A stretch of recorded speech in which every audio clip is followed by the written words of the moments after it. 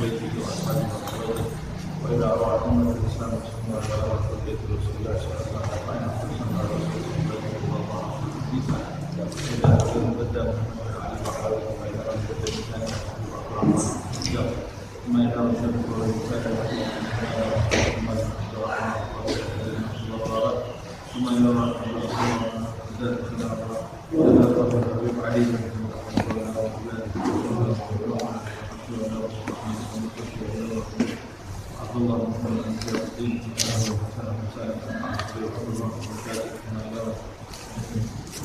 الحبيب محمد الأكرم مالك ما يرى من الإنسان يحسد ولا يستطيع من قوة الإنسان يستطيع ولا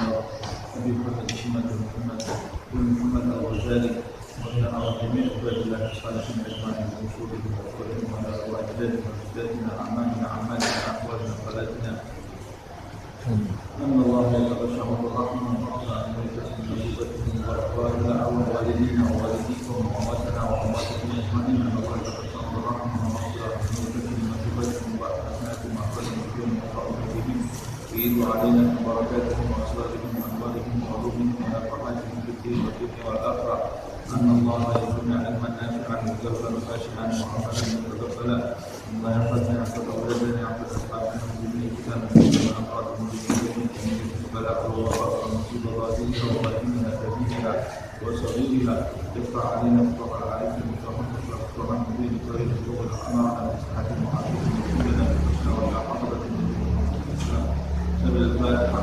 أعوذ بالله من الشيطان الرجيم بسم الله الرحمن الرحيم الحمد لله إياك نعبد وإياك نستعين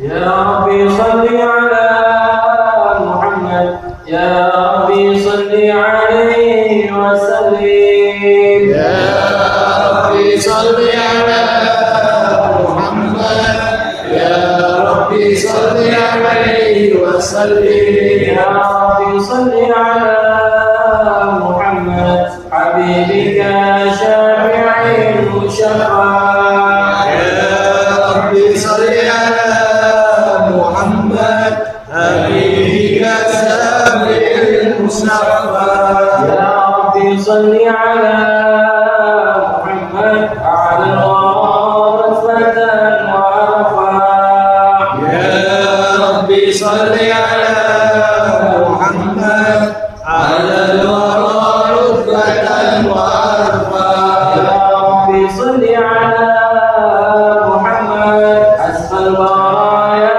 جاها وعرسا يا ربي صل على محمد أسمى البرايا جاها وعرسا يا ربي صل على محمد واسلك بنا ربي خير يا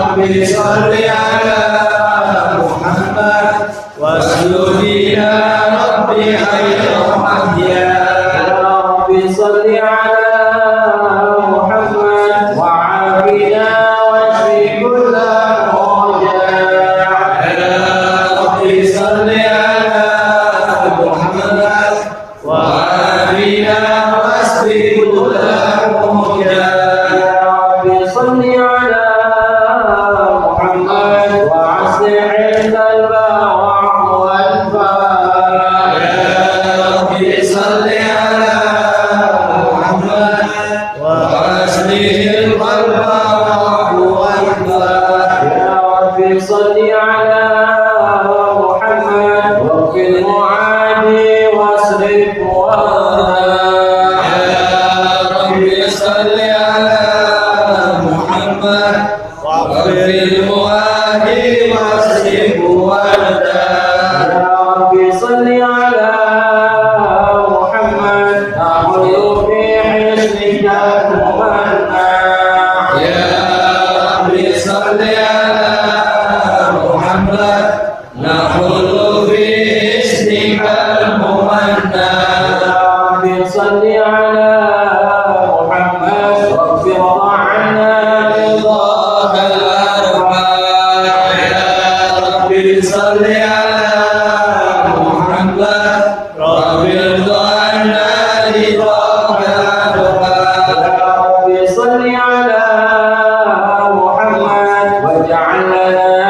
الجنان مجمع يا رب صل على محمد واجعل لنا في الجنان مجمع يا رب صل على محمد وافق بنا خير خلقك أجمع يا رب صل على محمد رافق بنا خير خلقك أجمع يا رب صل على محمد يا رب صل عليه وسلم صل على محمد يا رب صل عليه وسلم اللهم صل وسلم وبارك عليه وعلى آله.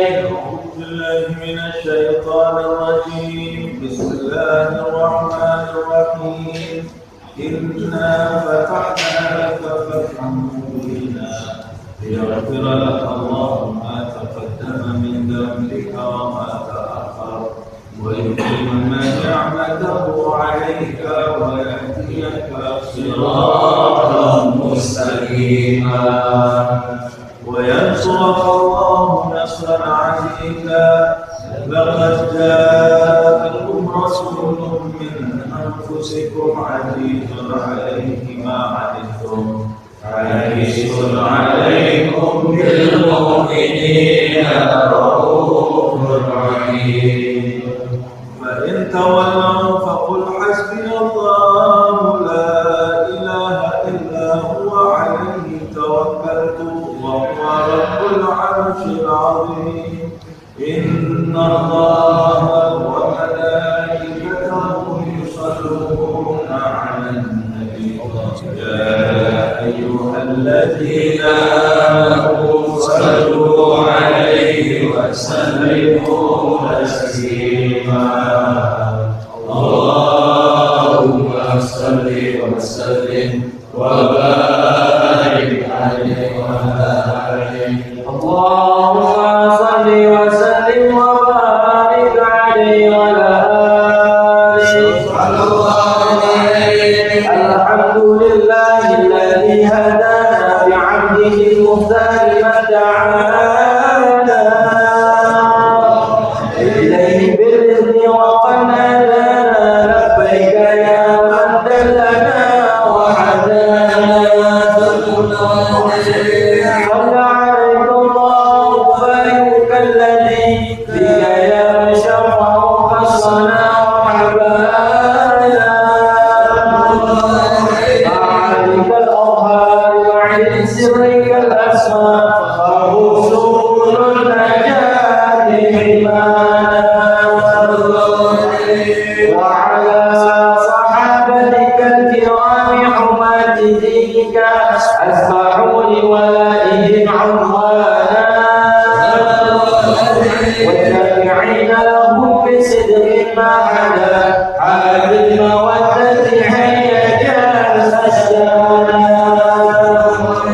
والله ما ذكر حبيب لدى المحب إلا وقد حاولها النسوانا. المحبون الذين عليهم بذل النفوس مع نفائسها لا يسمعون بالذكر طه المصطفى إلا به العاشق وأذهب رانا. وابتعدت الأرواح تشتاق اللقاء وتحن تسأل ربها الرضوان. حال المحبين كذا فاسمعنا فيها للمشفع والهب الأذان. أرسل إلى صافي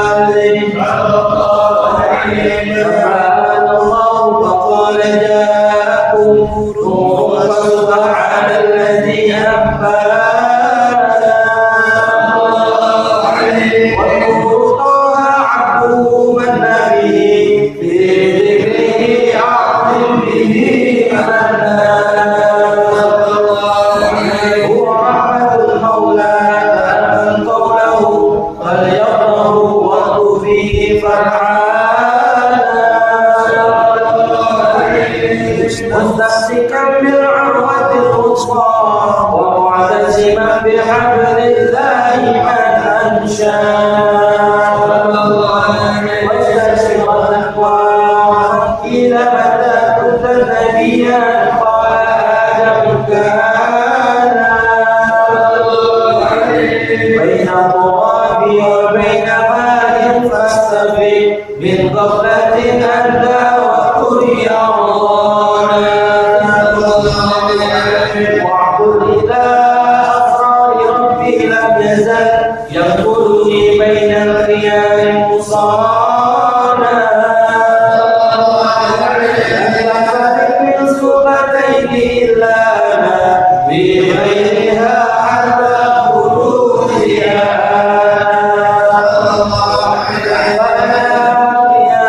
بالخيار قد حرثوا من نكاه لإله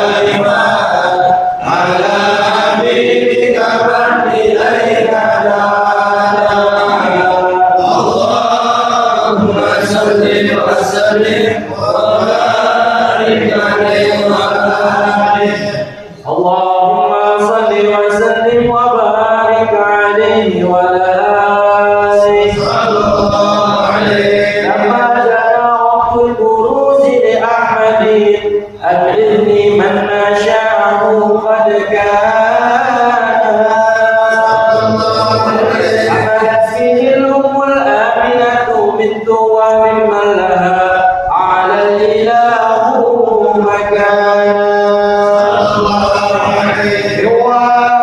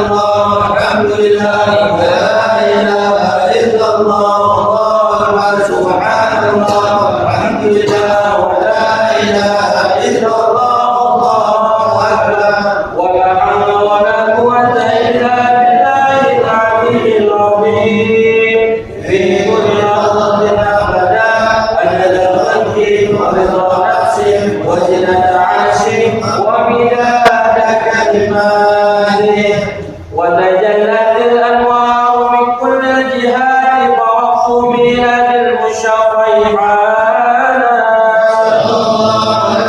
wa huwa ila fajri awrajat syamsal huda dhahara habibu rahman wa mufana sallallahu ala Muhammad sallallahu alaihi wasallam sallallahu ala Muhammad sallallahu alaihi wasallam ya nabi salam alaika ya rasul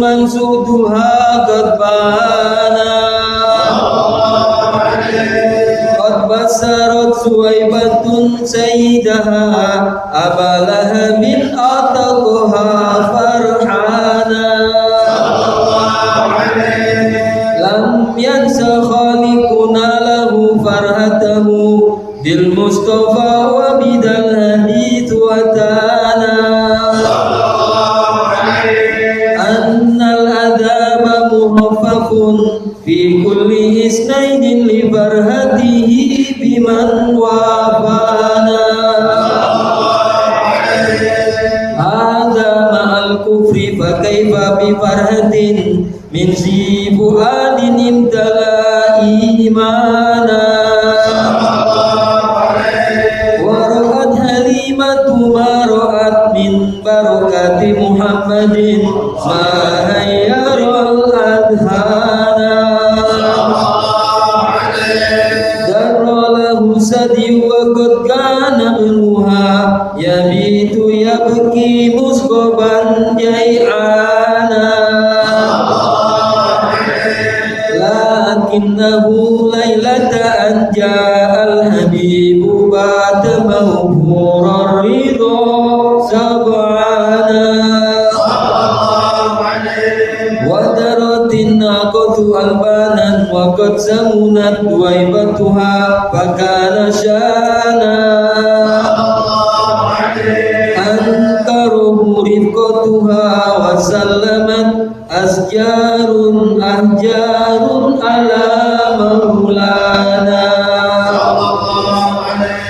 subhana man antaqa asjaran wa ahjaran tuhayyil mustafa subhana ya rabbana salli wa sallim daiman ala habibika man ilaika da'ana Allahumma salli wa sallim wa barik alaihi wa ala alihi Allahumma salli wa sallim wa barik alaihi wa ala alihi sallallahu alaihi ada wa qad sa'al habibu bi siratin mardiyatin wa ma ata isyana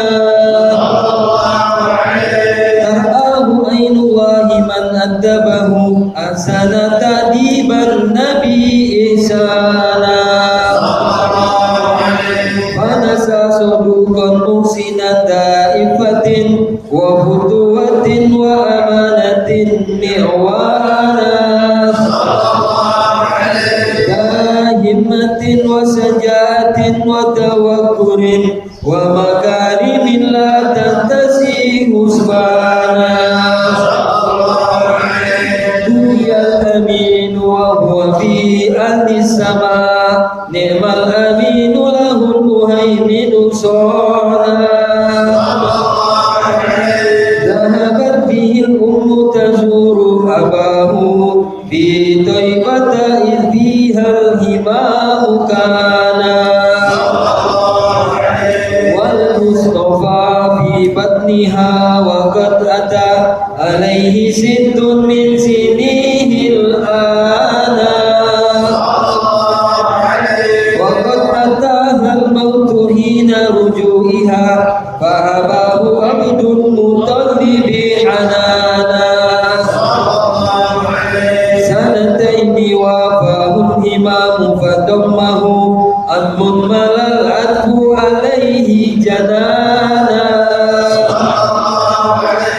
Agobathu bintu Huwailidin fil hamsi wal isrina azad bil musaffa isyana qad haqqaqal maula laha amalaha nalat salaman aliyan wa makana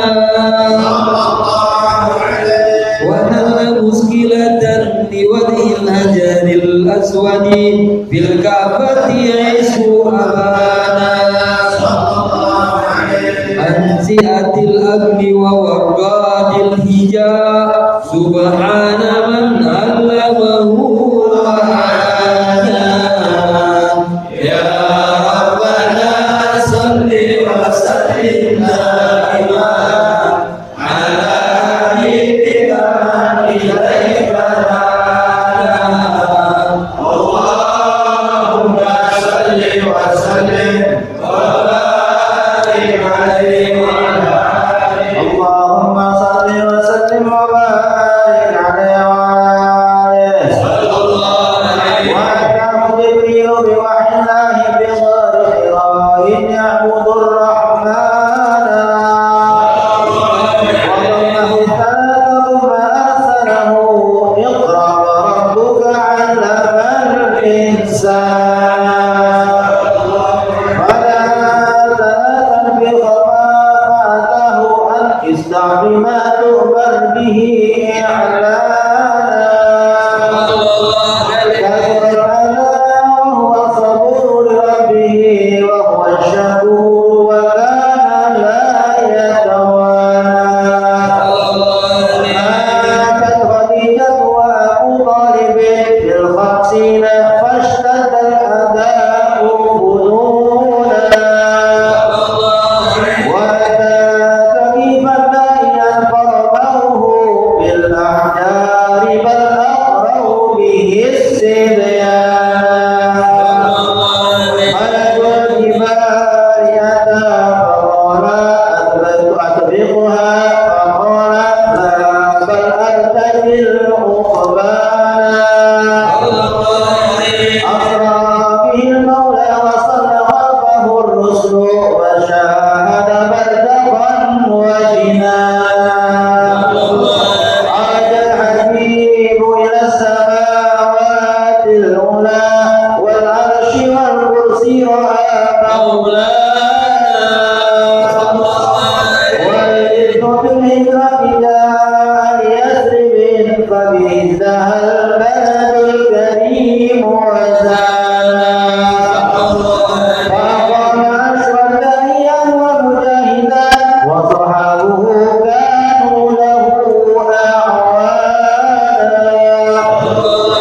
لا يرفعون إذا أتى أصواتهم بل لا يحلون البصر بالرعانا قدرا وتعظيما لشأن محمد إذ قتلوه في قدره قرآنا ولقد رأوا من قدره عجبا وكم قد شاهدوا ما حير الأذهان كرما وعفوا وسخاء وتواضعا والجد حنى محبة وحنانا والماء من بين الأصابع نابعا والجيش أزهى شاربا ريانا والله قد عظمت مناجد أحمد رفع المهيمن للنبي مكانا ولقد جزى 27 مع صحبه رجالا قد مشوا ركبانا أكرم به وبصحبه وبتابعين يا رب ألحقنا بهم إحسانا يا ربنا صل وسلم دائما على حبيبك من إليك دعانا اللهم صل وسلم وبارك عليه وعلى اللهم صل وسلم وبارك عليه وعلى أشرت لنعت من أوصافه تحيي القلوب تهين الأجانا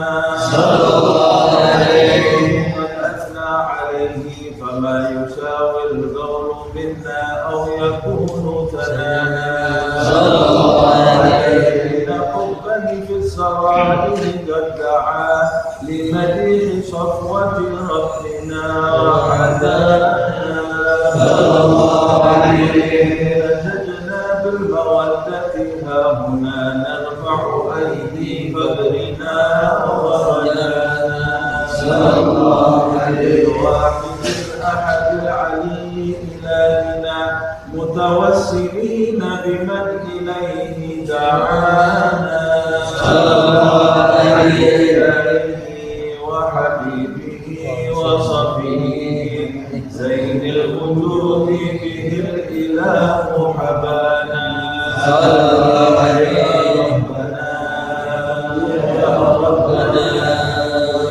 ربنا بالمصطفى قبلنا أجب دعوانا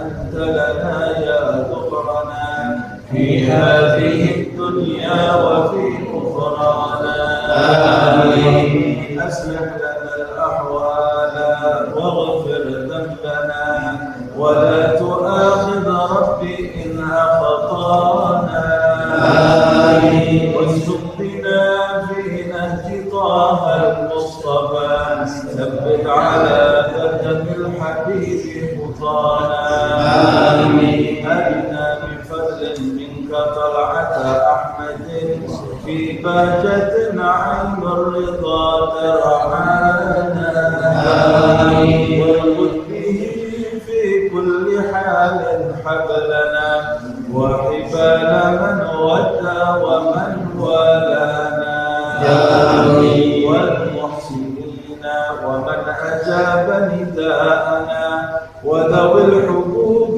وطالبا أوصانا آمين والحاضرين وساعيا في جمعنا فنحن بين يديك أنت ترانا ولقد رجوناك فحدد سؤلنا واسمع بفضلك يا سميع دعانا وارزقنا سنة طه في بقاع الأرض ومع كل من عادانا وانظر إلينا واسقنا كأس الهنا واشفي وعافي عاجلا مرضانا واقضي لنا الحاجات واحسن ختمنا عند الممات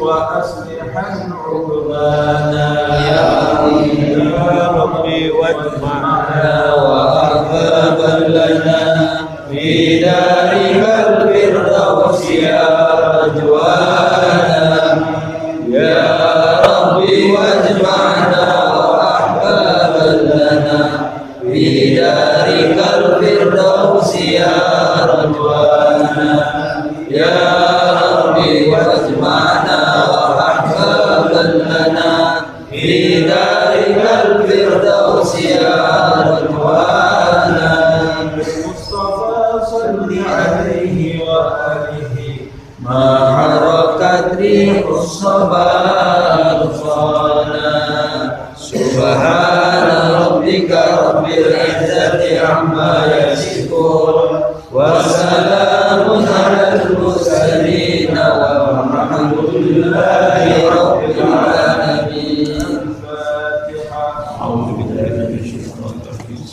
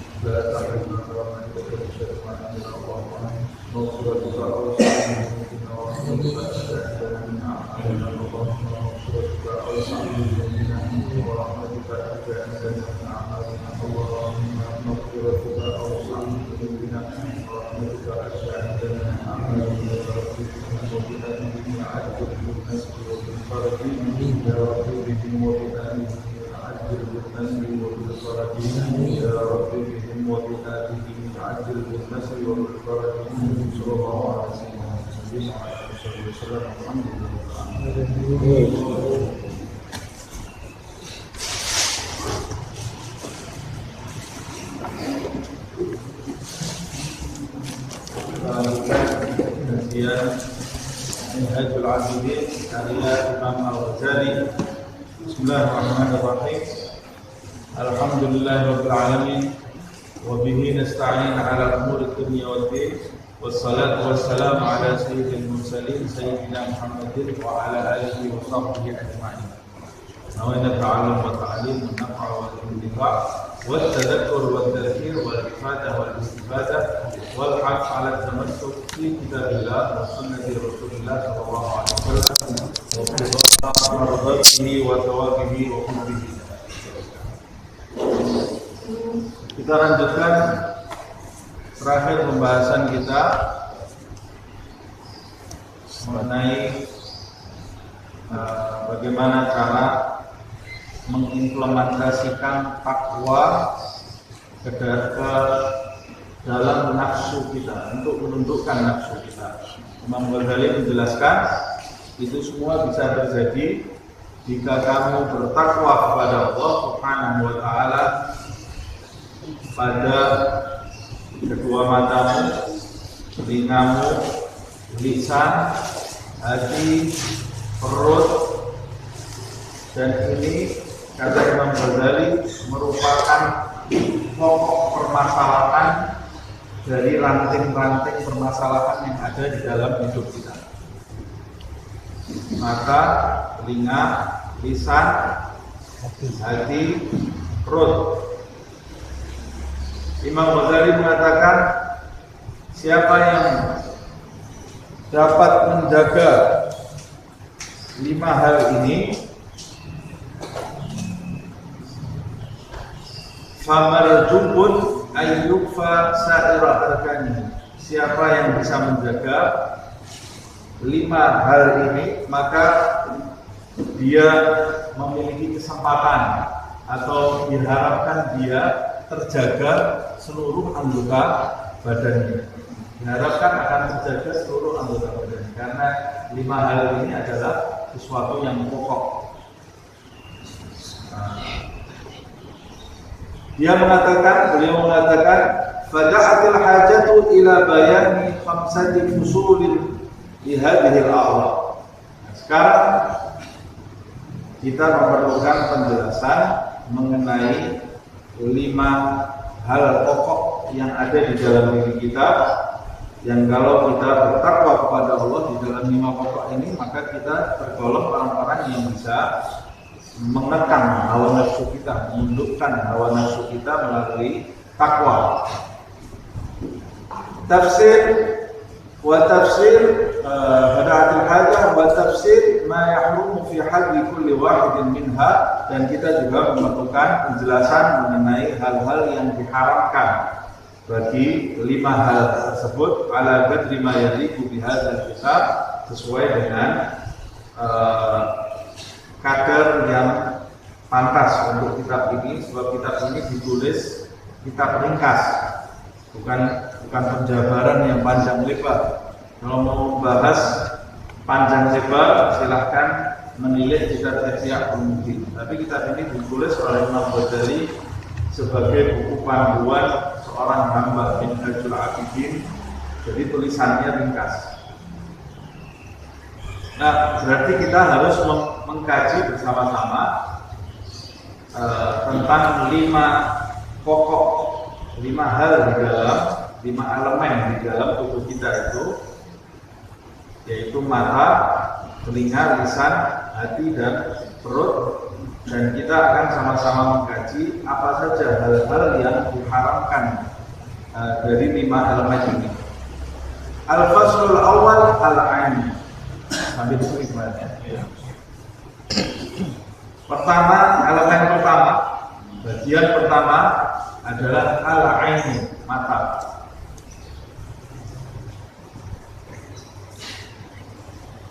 Summa alaika waffaqaka Allah wa iyana amin bihifdzil ain.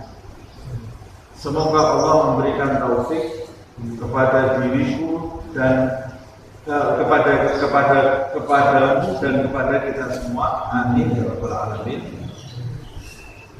Summa alaika, maka wajib bagimu, harus kamu lakukan bihifdzil ain, menjaga kedua matamu,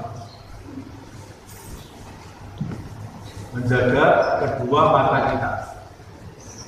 Fa innaha sababu kulli fitnatin wa afatin. Karena mata itu di samping merupakan kenikmatan dari Allah Subhanahu wa taala, karena melalui kedua mata ini kita bisa melihat ciptaan Allah Subhanahu wa taala. Melalui kedua mata ini kita bisa membaca Al-Qur'an, bisa membaca hadis, bisa membaca kitab Imam Ghazali, bisa melihat wajahnya orang-orang saleh, bisa melihat wajah para wali Allah Subhanahu wa taala, Tapi kata Imam Ghazali, mata ini juga merupakan sebab seluruh fitnah dan segala penyakit. Di samping mata ini hikmat, tapi mata ini juga berbahaya karena seluruh fitnah, gangguan, godaan, dan penyakit sumbernya dari mata. Nah, makanya kita penting mengetahui bagaimana menggunakan kedua mata kita yang benar, bertakwa kepada Allah melalui kedua mata kita, menundukkan nafsu mata kita melalui takwa kepada Allah. Wa adlu fi amriha salasata usulin kafiyatin. Aku akan menjelaskan kepada kalian tentang perkara mata ini dalam 3 akar yang mencukupi, 3 pokok masalah yang akan mencukupi kalian. Maksudnya aku akan menjelaskan kepada kalian 3 hal yang nanti akan menjadikan kalian merasa cukup untuk menjaga kedua mata kalian. Tidak usah panjang lebar, kata Imam Ghazali. Saya menyebutkan 3 hal, dan kalau saya sebutkan 3 hal ini, kalian tidak punya alasan lagi untuk mengumbar kedua mata kalian. Cukup 3 hal ini nanti akan menjadi menyadarkan kalian untuk menjaga kedua mata kalian. 3 hal. Ahaduha, yang pertama, saya ambil kata Imam Ghazali dari firman Allah Subhanahu wa taala. Maghala subhanahu. Yang pertama, seperti yang difirmankan oleh Allah Subhanahu wa taala. Yang pertama ini berasal dari firman Allah Subhanahu wa taala. Apa firman itu? Qul lil mu'minina yaghuddu min absarihim wa yahfazu furujahum dzalika azka lahum innallaha khabirun bima yasna'un. Artinya, katakan hai Muhammad lil mu'minina, kepada orang-orang yang beriman, yaghuddu min absarihim, agar mereka itu menundukkan pandangan mereka, wa yahfazu furujahum, dan menjaga kehormatan mereka, kemaluan mereka. Dzalika azka lahum, hal yang seperti itu akan lebih suci bagi mereka. Innallaha, sesungguhnya Allah, khabirun, maha mengetahui, bima yasna'un, atas apa yang mereka perbuat. Nah, ini ayat berkaitan dengan pandangan. Wa'alam, ketahuilah, kata Imam Ghazali, anti ta'ammaltu hadhil ayat, sesungguhnya aku telah meneliti ayat ini, memperhatikan ayat ini.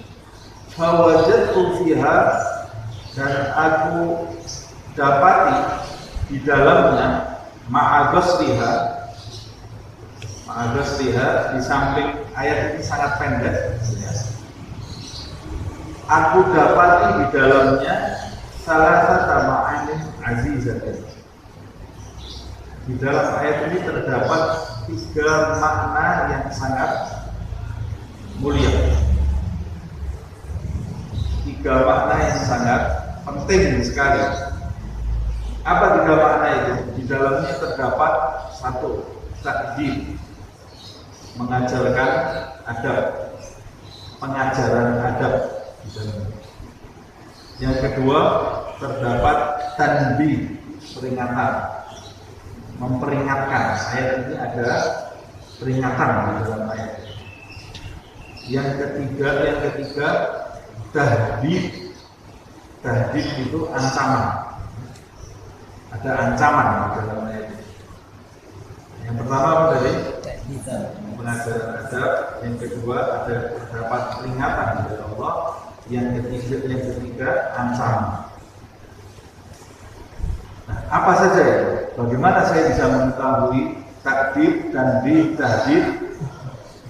Ya, orang yang punya kedekatan di sisi Allah Subhanahu wa taala, kalau membaca firman Allah Subhanahu wa taala, dia mencermati firman tersebut. Karena ini firman dari Zat yang menciptakan dirinya. Sehingga ayat ini walaupun pendek mendatangkan ilmu yang luar biasa. Kalau kita punya rasa cinta kepada Allah Subhanahu wa taala, nanti setiap kita membaca ayat-ayat Allah ini perhatian kita akan lebih. Kalau perhatian kita lebih, kita akan menemukan hal-hal ilmu-ilmu yang bisa menjadi pegangan bagi kita untuk lebih memahami Allah Subhanahu wa taala dan mendekat kepada Allah Subhanahu wa taala. Tapi kalau kita lalai dari negeri akhirat, lalai dari Allah Subhanahu wa taala, ya sudah kita baca firman-Nya itu ya sudah. Seperti membaca buku-buku yang lain. Ini ayat ini berapa kali kita baca?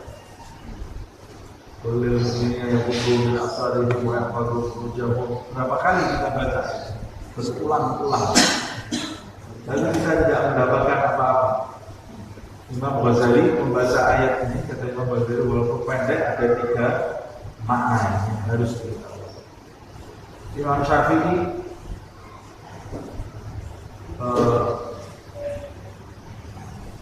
juga seperti itu.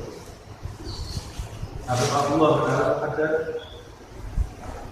membaca ayat Rabbana atina fid dunya hasanah wa fil akhirati hasanah wa qina adzabannar. Kita biar aku mengistinbat beberapa hukum dari ayat. Kita setiap hari doa ada dapat apa-apa dari ayat itu.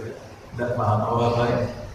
Imam Syafi'i pernah nginep di rumahnya Imam Ahmad bin Hanbal, semalam dan tidur dia, jadi terbaring tapi tidak tidur. Tanya sama anaknya Imam Ahmad bin Hanbal, kamu semalam tadi ngapain? Kata Imam Syafi'i, aku baru mengistinbat belasan hukum dari sabda Rasulullah, ya Umair ma fa'alan Umair. Ya Umair ma fa'alan Umair. Hei Umair ya. Itu termasuk sahabat kecil di masa itu dan masih tidak salah saya lupa ya. Tapi itu waktu itu dia masih kecil, punya burung pipit gitu ya, namanya Nu'air. Burung pipit itu Nu'air, burung pipitnya itu terbang, piaraannya dia terbang, nangis dia, piaraannya terbang. Rasulullah waktu lihat dia itu menghibur dia, ya Umair, ma fa'alan Umair. Hai Umair, apa yang dilakukan Umair itu sampai kamu nangis, sampai menjadikan kamu nangis? Kata Imam Syafi'i, aku mengistinbat belasan hukum dari karena cintanya dia kepada Muhammad SAW dan kejernihan. Nah, ini kita dalam rangka menjernihkan hati kita supaya kita kalau baca ayat Al-Quran tercerahkan, tambah dekat kepada Allah. Baca hadis Rasulullah, sabda Nabi tercerahkan begitu. Bukan tercerahkan ini bukan lahannya intelektual saja. Tercerahkan yang lebih hebat itu tercerahkan hati kita. Hati itu kalau tercerahkan, dia bisa mencicipi lezatnya firman Allah, lezatnya, nikmatnya hadis Rasulullah SAW. Waktu mendengarkan, membaca kitab-kitab para salaf, membaca maulid, ada kenikmatan. Mudah-mudahan Allah Subhanahu wa taala mengizinkan hati kita untuk mencicipi kenikmatan tersebut. Di antara syaratnya mendapatkan kenikmatan itu ya ghuddu absar, ghuddu basar. Menundukkan matanya. Ini kita akan pelajari. Fa amma ta'dib, apa pengajaran adab di dalam ayat ini? Mengenai pengajaran pengajaran adab di dalam ayat ini. Faqauluhu ta'ala itu berkaitan dengan firman Allah Subhanahu wa taala, "Qul lil mu'minina yaghuddu min absarihim." Pengajaran adabnya ada dalam bagian kalimat ini. Katakan kepada orang-orang yang beriman agar menundukkan pandangan. Perintah Allah, katakan kepada orang yang beriman agar menundukkan pandangannya. Perintah ini termasuk takdib. Allah mengajarkan adab, etika. Allah mengajarkan etika kepada orang-orang yang beriman. Etika di kerajaannya, di alam semesta ciptaannya. Kamu ingin hidup di kerajaan Allah Subhanahu wa taala, harus beradab kepada yang punya alam ini. Apa adabnya? Yang punya alam ini, alam semesta ini memerintahkan kamu jangan mengumbar pandangan. Tundukkan pandangan. Ini adab. Jadi ciri khas orang yang benar-benar beriman, dia itu tidak mengumbar pandangan, menundukkan pandangan. Wala budda lil 'abdi min imtithali amri sayyid. Seorang hamba itu seharusnya dia mentaati perintah dari tuannya. Tuan kita, raja kita adalah Allah Subhanahu wa taala. Harusnya kita ini waktu dengar ayat yaghuddu min absarihim, orang yang beriman hendaklah menundukkan pandangan. Siapa yang bicara? Yang bicara adalah pencipta alam semesta, Tuan kamu, Raja kamu, Pencipta kamu. Harusnya kalau kita mengaku sebagai hambanya, dan sebenarnya kita mengaku atau tidak mengaku, kita ini benar-benar hambanya. Kalau kita sadar bahwa kita ini adalah hamba ciptaannya, maka harusnya kita menaati perintah Allah Subhanahu wa taala. Lebih dari ketaatan kita kepada pemimpin dunia ini. Ada pemimpin dunia harus taat, harus kepada Allah. Pemimpin dunianya harus taat kepada Allah. Jangan sampai ketaatan kita kepada pemimpin dunia lebih daripada ketaatan kita kepada Allah Subhanahu wa taala. Nah, coba sekarang kita lampu merah berhenti, maaf semuanya takut. Kenapa ada pos polisi di situ? Kalau saya nyebrang, ditilang sama polisi. Atau ke kota, daerah kota, jalan-jalan jangan pakai masker, benar? Waktu COVID itu jangan pakai masker, tangkap langsung didenda. Pakai masker, taat dia pakai masker. Jangan keluar rumah, taat. Jangan keluar rumah. Bagus lah ya, bagus. Taat itu bagus. Ada peraturan supaya tertib. Tapi harusnya kamu lebih taat kepada Allah Subhanahu wa taala. Bagaimana kamu taat kepada aturan-aturan dunia, tapi setiap hari kamu mengumbar nafsumu, membangkang aturan pemilik alam semesta ini, Allah Subhanahu wa taala. Kok kamu takut kepada manusia lebih daripada rasa takutmu kepada Allah Subhanahu wa taala? Itu namanya tidak beradab. Tidak punya adab dan tinggal di kerajaan Allah Subhanahu wa taala. Makanya Allah melalui ayat ini mengajarkan adab.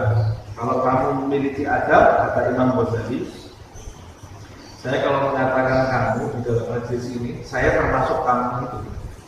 Jadi bukan kamu itu kamu, berarti saya sudah suci sendiri. Tidak. Yang bicara kamu di sini ini Imam Ghazali. Jadi saya termasuk yang ditunjuk oleh Imam Ghazali. Kamu. Wala budda lil 'abdi min imtithali amri sayyid. Seorang hamba harusnya dia mengikuti perintah Tuhan. Wa ta'addub bi adabihi, dan beradab sesuai dengan adabnya yang dimaui oleh Allah Subhanahu wa taala. beretika sesuai dengan aturan etika Allah Subhanahu wa ta'ala. Wa illa, kalau dia tidak melakukan semua itu, fayakunu sayyi'al adab. Kalau dia tidak melakukan semua itu, maka dia tergolong hamba-hambanya yang buruk adabnya di alam semesta ini. Kalau dia buruk, apa konsekuensinya? Fayuhjab, maka dia akan dihijabi, dihalangi, karena dia akhlaknya buruk. Orang yang tidak punya etika boleh masuk istana presiden? Tidak boleh lah. Orang tidak punya etika mau masuk istananya raja, mau makan bareng raja, bisa belajar etika dulu kamu. Ngatur sendoknya bagaimana, cara ngambilnya, nyuapnya bagaimana, cara minumnya bagaimana, tahu etika, masuk. Makan bareng presiden bisa, makan bareng raja bisa. Kalau mau makan bareng presiden, bareng raja, bareng orang kaya di dunia ini, orang harus belajar etika dulu. Nah, sama seperti itu. Kalau kamu tidak punya etika di rumahnya Allah Subhanahu wa ta'ala, maka kamu akan dihalangi, dicegah dari apa? Fala yu'dzanu lahu fi huduril majlis, kata Imam Ghazali. Kamu tidak boleh hadir di majlis. Maksudnya majlis ini apa? Majlis di sini maksudnya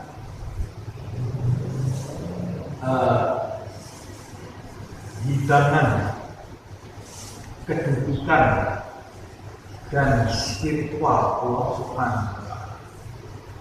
Allah ini punya majlis spiritual.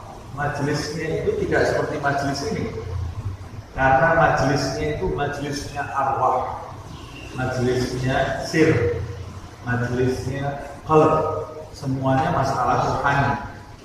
Allah Subhanahu wa ta'ala itu punya majlis untuk sebagian hambanya yang duduk di mana saja fisiknya, tapi rohaninya bisa mencicipi hidangan Allah Subhanahu wa ta'ala. Rohani dia ini di mana tempat tidak terikat dengan tempat. Kalau sudah namanya rohani, tidak terikat dengan tempat, bahkan tidak terikat dengan waktu. Rohaninya bisa mencicipi majelisnya Allah Subhanahu wa ta'ala. Di majelis itu ada hidangan demi hidangan yang disajikan oleh Allah Subhanahu wa ta'ala. Wal mutuli bil hadrah. Al mutul ini apa?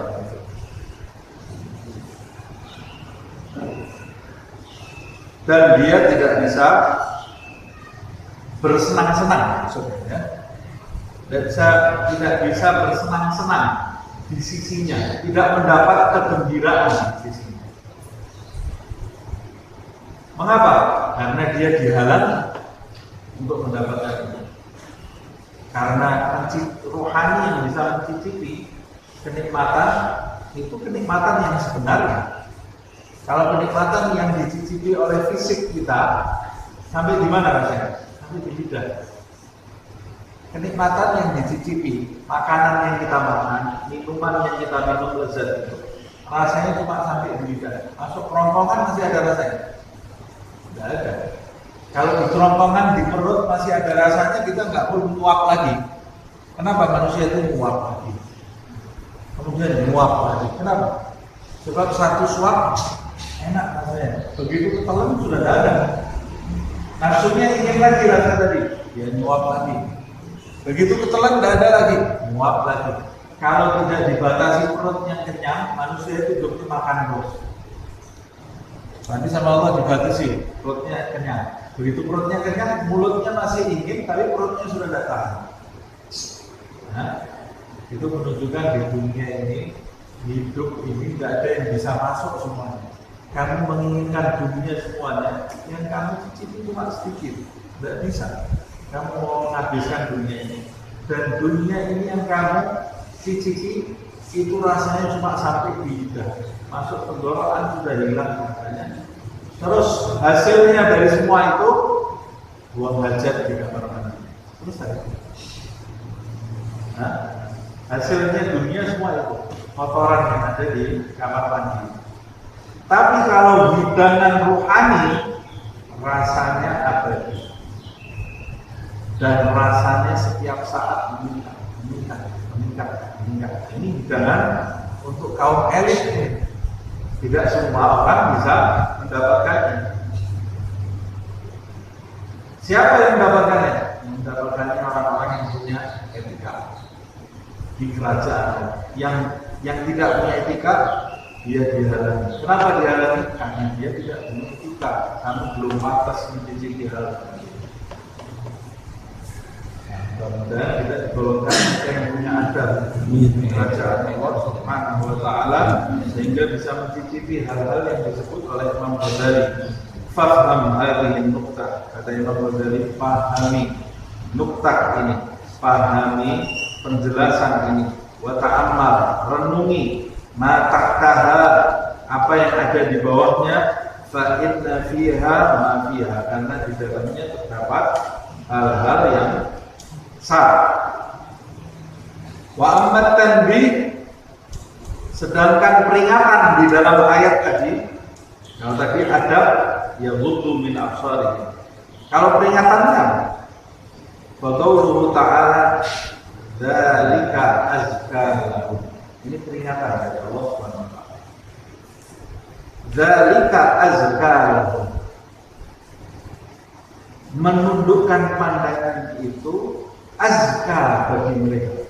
Apa namanya? Azka itu artinya apa sih? Azka itu kata Imam Ghazali yang taliqu ala ma'nayain. Azka itu bisa memiliki dua makna. Wallahu a'lam. Kata Imam Ghazali, tapi Allah yang lebih tahu adabnya dia. Al-awwal, makna azka yang pertama, anna dzalika athhar li qulubihim. Azka itu bisa bermakna suci.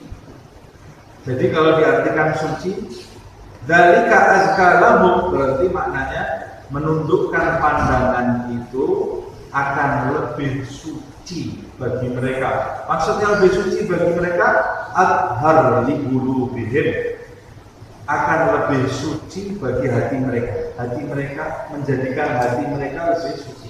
Ini makna yang pertama.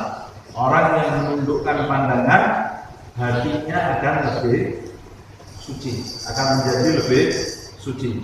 Ini makna yang pertama. Kenapa diartikan suci? Az-zakat at-tahar, karena zakat itu, zakat dalam ilmu syariat secara bahasa artinya tahar, kesucian. Nah, kebersihan, kesucian, zakat.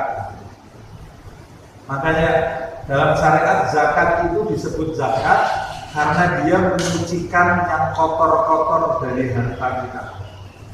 Yang kotor itu yang bukan hak kita, haknya orang miskin, haknya fuqara wal masakin, itu kita keluarkan 2,5%. Berarti kalau kita mengeluarkan zakat, kita itu sedang menyucikan harta kita dari sesuatu hal-hal yang kotor. Berarti kalau kita tidak mengeluarkan zakat, kita makan harta kotor. Kalau kita makan harta kotor, jadinya penyakit. Penyakit. Bisa penyakit fisik, bisa penyakit hati. Keluarga kita ikut makan harta kotor, kena penyakit fisik atau penyakit hati. Makanya hati-hati jangan makan harta zakat. Nah, mengeluarkan zakat itu artinya penyucian. Wat tazkiyah, sedangkan tazkiyah itu artinya menjadi at-tathhir, yaitu penyucian. Nah, makanya ini makna yang pertama diartikan azka lahum, yaitu lebih suci bagi mereka. Makna yang kedua, wa tsani dzalika azka lahum, itu lebih azka, maknanya anma. Zakat itu punya dua makna. Makna yang pertama penyucian, makna yang kedua an-numuun. An-numu itu an-numu. An-numu itu penambahan. Penambahan atau peningkatan. zakat itu disebut penyucian karena menyucikan dari harta kotor. Zakat juga disebut numu karena dia melipat gandakan atau menambah harta orang yang mengeluarkan zakat. Orang yang mengeluarkan zakat hartanya tidak mungkin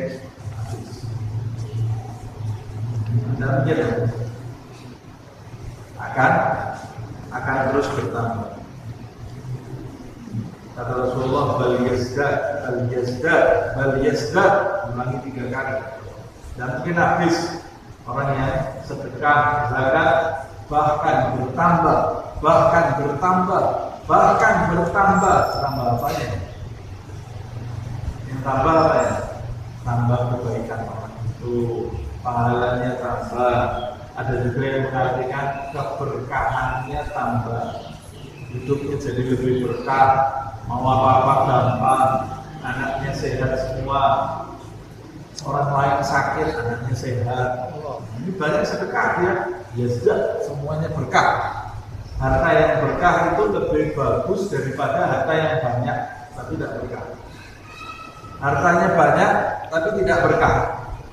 Dapat keuntungan umpamanya 100 juta, anaknya sakit, rumahnya bocor, mobilnya meletus, bannya harus turun mesin, giginya sakit, harus ganti gigi, semuanya penyakit, semua 100 juta habis dalam 1 hari.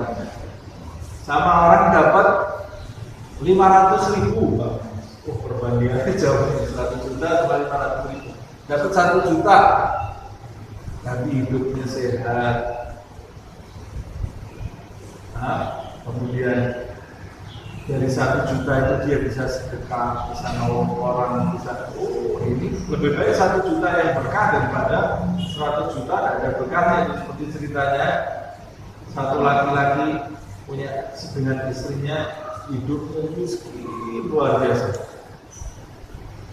Tengah malam suami itu tidur, mimpi didatangi malaikat.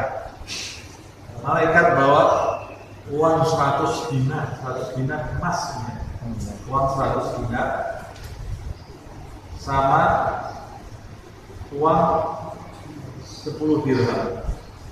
100 dinar sama 10 dirham. 10 dirham ini yaitu perumpamaannya seperti tadi, 100 juta sama 100.000. Kata malaikat, ini 100 dinar tapi nggak ada berkahnya. Ini 10 dirham tapi ada berkahnya. Kamu pilih yang mana? Kata laki-laki itu, ya 10 dirham ada berkahnya. Ini laki-laki itu orang soleh, 10 dirham ada berkahnya.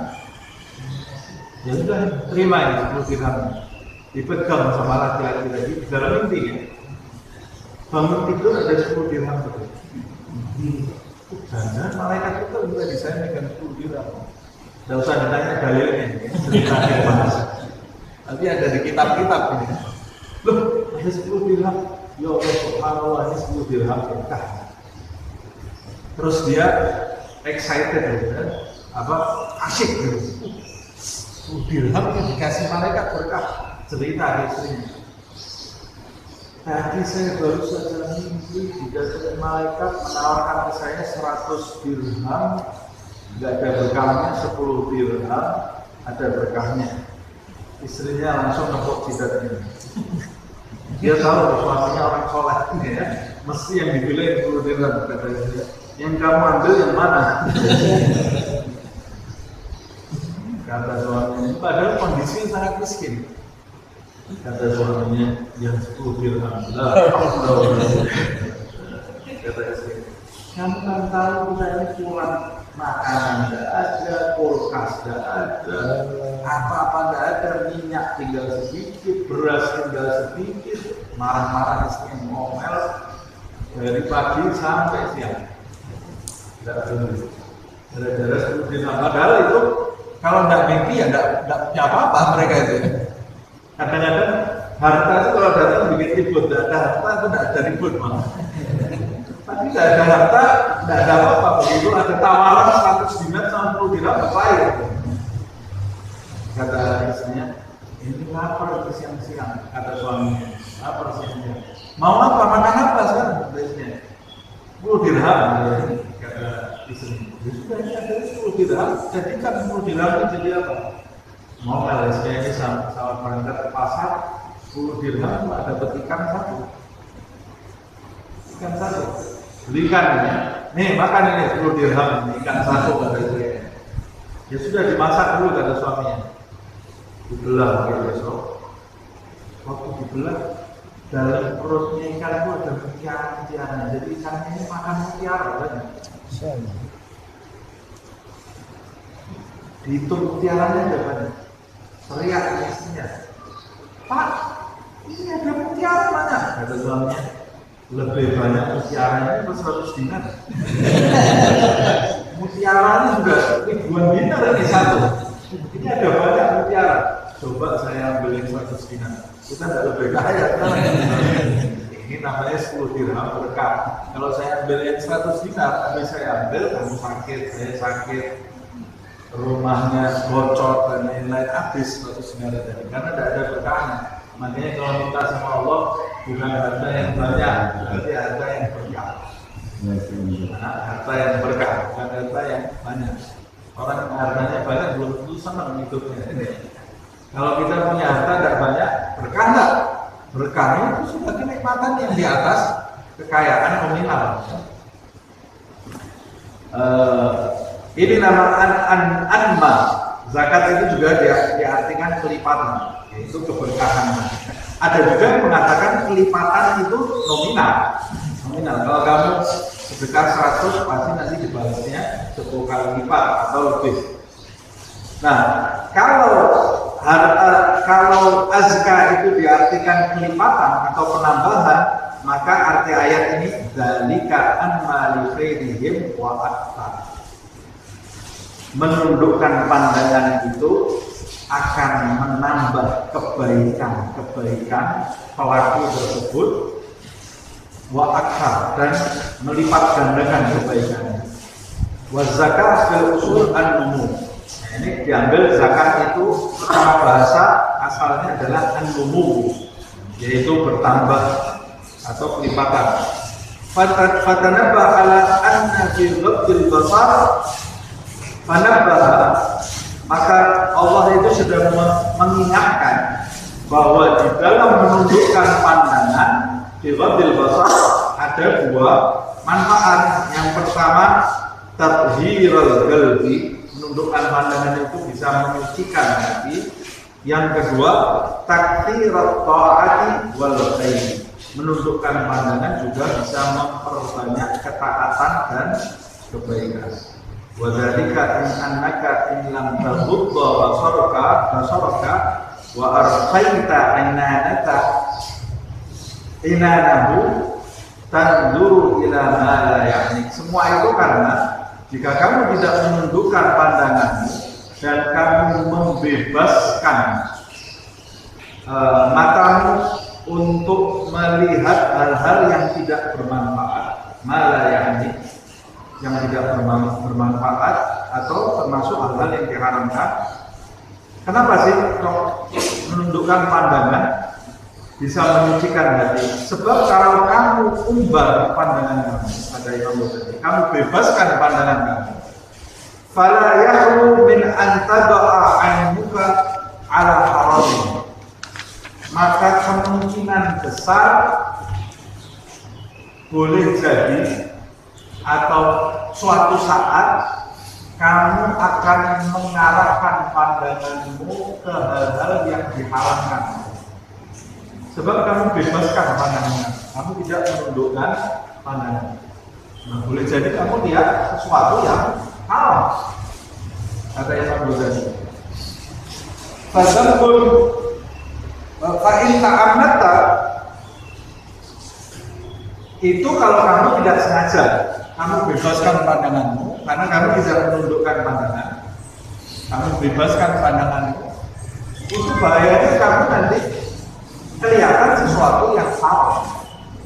Itu kalau kamu tidak sengaja, tidak dosa, tapi tetap ada pengaruhnya.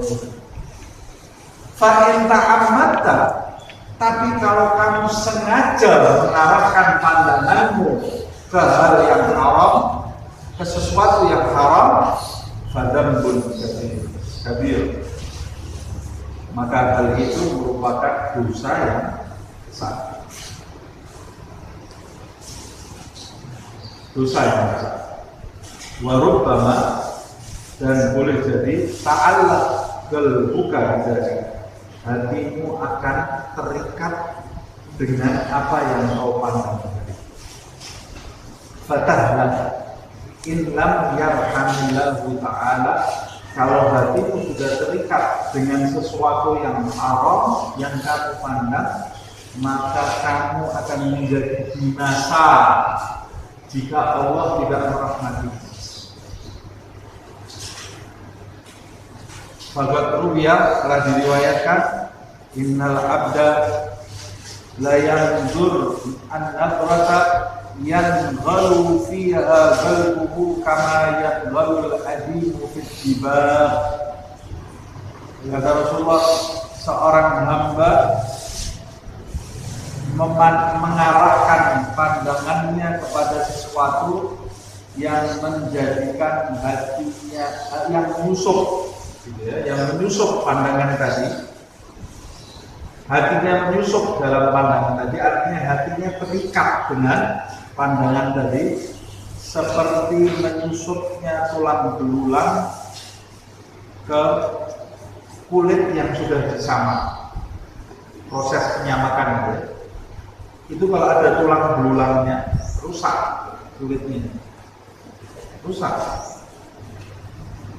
La yantafi' bihi abadan, dia tulang itu tidak bermanfaat buat kulit, bahkan merusak. Nah, sama seperti itu, pandangan itu tidak akan bermanfaat untuk hatinya, bahkan merusak. Wa in kana mubahan, walaupun pandangan yang mubah, bukan yang haram, itu kalau tidak penting tidak usah lihat. Artinya fudul itu ya, lihat mau tahu urusan orang, buka Instagramnya orang, buka ini apa itu namanya, istilahnya ada itu kan, orang yang suka nyari mau tahu urusan orang, kepo mau tahu urusan orang, walaupun itu tidak diharamkan, tapi itu bisa berdampak juga karena sesuatu yang tidak penting. Kata guru saya, sahibul iltifata la yasil illallah. Orang yang suka tengok kanan, tengok kiri, lihat sesuatu yang tidak ada manfaatnya, mau tahu urusan orang, orang seperti ini tidak mungkin sampai kedudukan di sisi Allah SWT. Mau tahu urusannya orang yang bisa sampai kepada Allah itu yang pandangannya lurus menuju kepada Allah SWT, tidak belok kanan, tidak belok kiri. Tidak punya kepentingan apa-apa. Kepentingannya ini bagaimana caranya dia punya kedudukan di sisi Allah, selamat dunia akhirat. Ini sebagai penutup. Saya ceritakan ini bahayanya pandangan mata kalau diubah. Dalam kitab lagi ini disebutkan ada seorang muadzin masjid di Arab sana. Di Arab sana itu kalau muadzin masjid itu kan azannya betul-betul menara. Zaman dulu tidak ada mikrofon seperti sekarang. Kalau sekarang kan cuma speakernya yang di menara, orangnya di bawah semuanya. Zaman dulu masih naik ke menara, tidak ada speaker, jadi dia teriak dari menara. Kenapa di menara? Supaya suaranya terdengar, tidak dihalangi sama dinding-dinding rumah, kan? Nah, di Arab itu setiap rumah itu ada syutuh. Syutuh itu rumahnya tidak ada gentengnya, tidak seperti genteng seperti rumah di Indonesia ini ya. Tapi kalau di Arab itu atapnya datar. Atapnya datar. Kenapa sih dibuat datar? Jadi di atap itu dia bisa digunakan juga. Karena dulu belum ada AC. Kalau musim panas, satu keluarga itu tidurnya di atap semua. Jadi di atap terbuka supaya nggak kepanasan. Kalau tidurnya di dalam, itu panas. Nah, saya pernah mengalami itu untuk di Hadramut. Hadramut tidak ada AC dulu. tahun 96. Musim panas itu kalau pakai kipas angin tambah panas. Karena hawanya yang berputar di kita ini hawanya panas. Jadi kalau pernah kipas angin tambah panas, kulit kita ini seperti dibakar. Jadi hawanya panas, kipas anginnya kita matikan. Jadi bagaimana? Tidur kayak orang-orang itu sudah tidurnya di atas gitu. Saya tidur gini, kelihatan bintang jatuh, kan lihatnya langit langsung, lihatnya langit langsung. Nah, mereka itu muadzin itu kalau mau jadi muadzin sudah disumpah dulu. Kalau mau naik adzan subuh tidak boleh lihat ke bawah masjid, ke bawah menara. Sebab kalau dia nengok ke bawah di menara itu kelihatan keluarganya banyak orang sedang tidur di situ, ada perempuannya, ada istrinya orang, ada putri-putrinya orang, karena tidurnya di atas semua. Jadi kalau mau jadi muadzin di masa itu sumpah dulu, tidak boleh tengok bawah. Nah, kalau di sini kesempatan, kalau ini takut. Ada satu pemuda taatnya luar biasa kepada Allah. Jadi muadzin di satu masjid sudah 7 tahun lebih. Orang anak muda soleh, jadi 7 tahun. Padahal dalam riwayat kan muadzin kalau sudah mencapai 7 tahun itu sama Allah disediakan rumah di surga. Dapat posisi di surga. Cuma sayangnya satu waktu ini sudah 7 tahun lebih ya. Jadi muadzinnya masjid, sholatnya 5 waktu di masjid. Satu waktu dia nunggu waktu subuh sudah di atas menara ya. Setan masuk. Satu waktu ya. Ini bahayanya kalau kita meloloskan bisikan setan. Setan itu lewat nafsu.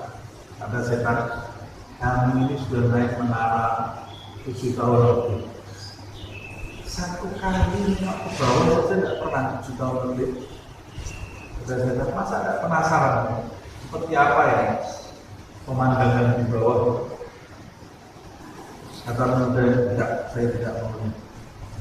Kata setan, sekali. Tidak ada orang tahu juga. Tidak ada orang tahu. Kamu lihat, besok kamu tobat, tapi kamu punya pengalaman. Sudah tahu ini bagaimana bawahnya. Berdebat, kalah. Kemudian ini kalah. Nengok dia ke tangga masjid itu dan lihat putrinya seorang Nasrani. Jadi tetangganya masjid itu bukan non muslim ya, orang Nasrani. Terlihat putrinya seorang Nasrani. Cantiknya luar biasa karena di Arab kalau keluar kan ditutup pakai kop gitu kan. Jadi kalau di luar nggak tahu. Cantiknya luar biasa. Lihat kecantikan putrinya Nasrani itu terperangah dia turun dari menara dan jadi adzan subuh. Lupa adzan subuh itu. Ngetok pintu rumahnya orang Nasrani itu. Pagi-pagi subuh diketok, mereka nggak ada sholat subuh. Kaget mereka. Buka, kenapa kamu pemuda masjid pagi-pagi datang ke sini? Kata dia, saya mau melamar putri kamu. Dia tidak mau berbuat dosa ya. Saya mau lamar putri kamu. Loh, kita kan beda agama. Ya, tapi di agama saya kan boleh laki-laki muslim menikahi wanita Yahudi atau Nasrani. Dibolehkan, karena ada pendapatnya walaupun Imam Syafi'i masih ada syarat-syaratnya. Jadi saya mau melamar putri kamu. Kata bapaknya, kamu kok egois banget. Saya tidak bisa menerima lamaran kamu. Di agama kamu boleh nikah sama perempuan Nasrani, dari agama saya tidak mau seperti itu. Saya mau putri saya mendapatkan laki-laki yang seiman dengan putri saya. Wah, saya tidak bisa, saya harus melamar putrinya bapak. Oh, tidak bisa. kamu kalau mau melamar putri saya, dia masuk Nasrani dulu, keluar dari Islam. Ini satu kali pandangan mengikat hatinya. Kata dia, kalau begitu saya tinggal Islam. Murtad. Udah, kamu betul? Ya. Sekarang pulang minta izin bapak kamu juga. Di jalan serangan jantung mati. Dalam keadaan keluar dari Islam karena satu kali pandangan. Ini bahayanya pandangan. Kata Imam Ghazali bisa mengikat hati seseorang. Jadi apa yang harus saya lakukan? Atur pandangan kamu. Allah sudah mengajarkan dari azka lahum, lebih suci, lebih selamat. Karena orang yang memandang dengan matanya, kalau yang dipandang haram dosa, kalau sengaja dosa. Kalau memandang haram sengaja dosa. Kalau nggak sengaja kelihatan, harus dia menundukkan pandangan, tidak berdosa. Itu pun kata Imam Ghazali, yang kelihatan itu nyantol di dalam hati. Nyantol di dalam hati kami. Nah, hati itu kadang-kadang terbawa dengan apa yang dia lihat. Kalau kamu memasukkan gambar ke dalam hati kamu melalui mata kamu, gambar yang tidak baik, ini akan berputar di dalam hatimu dan itu akan mengganggu hidupmu. Nah, ini waktunya sudah lewat ini. Saya kebanyakan cerita gitu ya. Nanti akan kita lanjutkan ini mengenai masalah mata yang pentingnya mata. Semoga Allah Subhanahu wa taala menjaga pandangan kita dan menjadikan kita termasuk orang-orang yang beriman yang selalu menundukkan pandangan dan selalu dirahmati oleh Allah Subhanahu wa taala, diberi keselamatan lahir dan batin dari segala bentuk fitnah, dari segala bentuk bencana lahiriah dan batiniyah, duniawiyah dan ukhrawiyah. Semoga Allah Subhanahu wa taala mengampuni dosa-dosa kita di masa lalu dan menjaga sisa umur kita dalam ketaatan, dalam ketakwaan yang mendatangkan ridha Allah Subhanahu wa taala fi dunya wal akhirah wa ila hadratin nabi.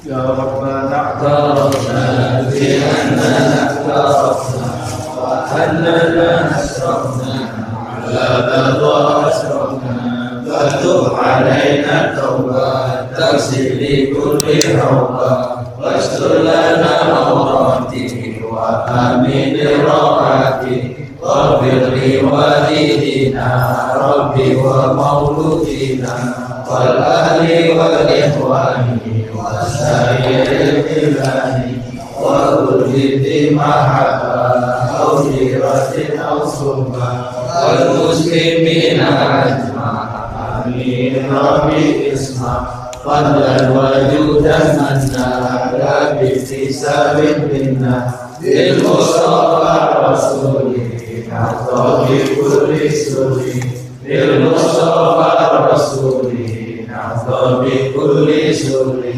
بالمصطفى رسوله نحظى بكل سر صلى وسلم ربي عليه حتى العبيد وآله وصحبه إلى دفرس سبحانه والحمد لله بالله والتنان